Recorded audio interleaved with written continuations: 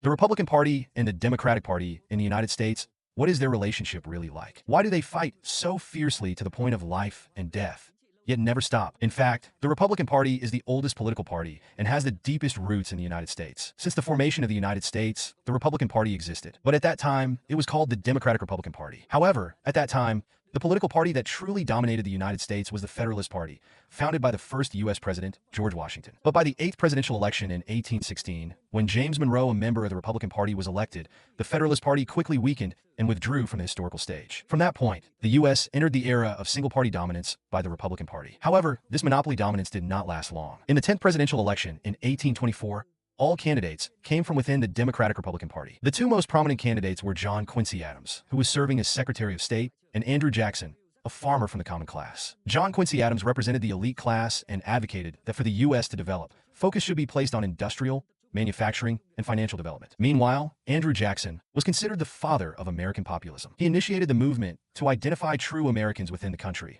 which made the struggle between the two sides more intense. After John Quincy Adams was elected, the Democratic-Republican Party began to dissolve. Andrew Jackson led a group to leave the party and founded the Democratic Party. Many might find this very strange because it is completely opposite to the impression of our traditional view of the Democratic Party and the Republican Party. Nowadays, currently, the Republican Party often represent the most conservative forces in America, while the Democratic Party represents the progressive side. But back then, the Democratic Party was the conservative side, while the Republican Party supported change. This wasn't really important because after the Democratic Party grew, stronger successive presidents came from the Democratic Party until 1860. When the first Republican president, Abraham Lincoln, was elected and restored the Republican Party's governing position for more than 75 years. America was almost under the control of the Republican Party. In a political cartoon, the artist depicted an interesting scene: an elephant and a donkey playing seesaw. The elephant represents the Republican Party, a long-established party with a stronghold on power, while the donkey symbolizes the Democratic Party, constantly complaining and asking the elephant to give way. The political struggle in America has since been called the Donkey and Elephant War. In 1929, Franklin D.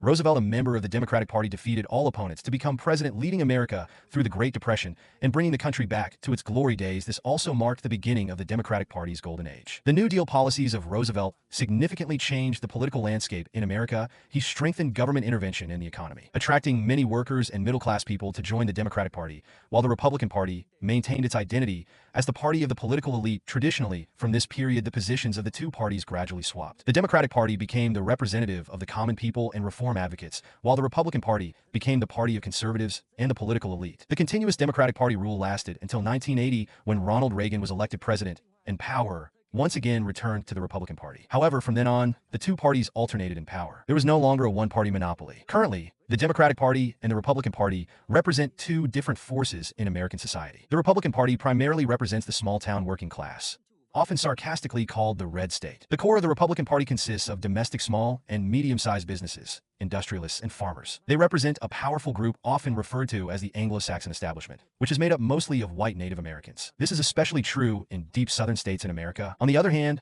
the Democratic Party has the backing of the Jewish financial establishment. Their core support comes from the finance, technology, and media sectors. Prominent figures such as Bill Gates, Mark Zuckerberg, and George Soros are supporters or representatives of the Democratic Party. However, it should be noted that the term Anglo-Saxon establishment and Jewish establishment does not necessarily refer to their race, but mostly to the characteristics of their wealth and the class hierarchy they represent. The Republican Party has long pursued the goal of strengthening state power while reducing the authority of the federal government. On the other hand, the Democratic Party advocates for a strong central government focused on government intervention in economic and social matters. The major donors to the Republican Party are heavily reliant on the domestic American economy. They believe that only when the domestic economy grows strong will the American people truly benefit and the country thrive. On the contrary, the Democratic Party does not place emphasis on this. The wealth of Democratic supporters is often globalized and mobile. If they can't make a profit in America, they can easily move their assets abroad. Therefore, domestic investment is not a priority for them. For this reason, the Democratic Party receives strong support from coastal states, which are closely linked to the outside world, especially in trade and technology. Meanwhile, the inland states, whose economy relies more on industry and agriculture,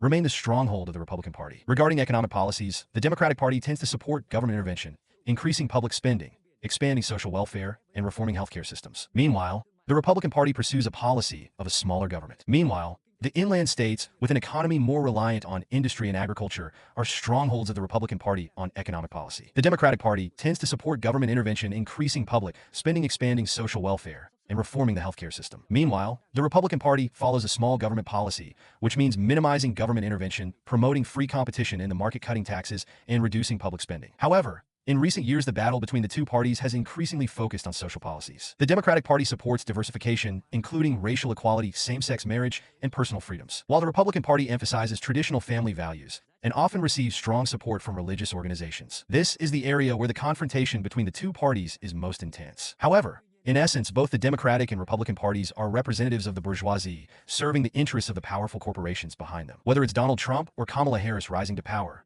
fundamentally, they cannot change the political nature of the U.S. Furthermore, the differences between the corporations behind both parties do not prevent cooperation when necessary. For example, Trump also receives support from many Jewish billionaires, while behind Harris, there are still traditional billionaire groups. It cannot be denied that each U.S. presidential election is essentially a major political speculation. The successful speculating corporations will gain an advantage during the next 4 years of governance. Ultimately, for them, the state and policy are just tools or springboards to maximize their profits. Because in the capitalist world, it never sleeps.